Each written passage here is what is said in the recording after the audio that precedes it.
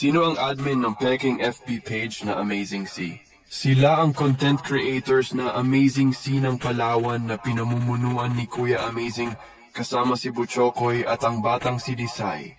Ang kanilang contents ay panghuhuli ng mamahaling isda na kanilang ibinebenta o kundi naman ay kanilang iniluluto. Talagang nakakamangha ang kanilang mga contents lalo na ang kanilang mga pamamaraan sa panghuhuli ng isda. Lalo silang kinagiliwan ng mga manonood ng mabuo nila ang mga salawikaing di bali ng kaunti basta marami, di bali ng maliit basta malaki, at di bali ng wala basta meron. Kilala din sila sa kanilang kakulitan kapag nagsisimula na silang maglaot. Asaran dito, asaran doon.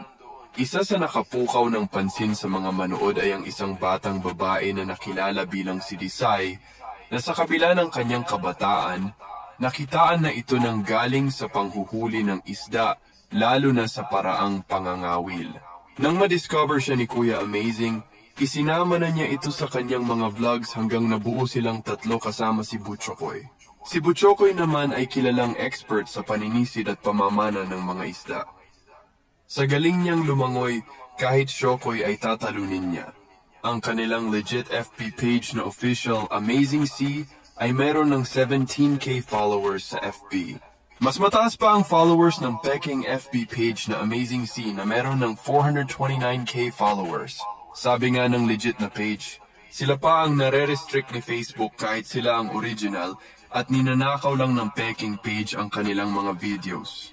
Inaagaw din nila ang mga followers ng legit na page na kung tutuusin ay hindi nila ito pinagpaguran.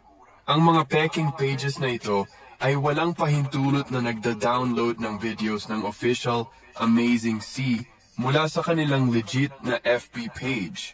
Ang tulsing grabitaw sa ginina kuwato nila ay kanilang pinaghirapan.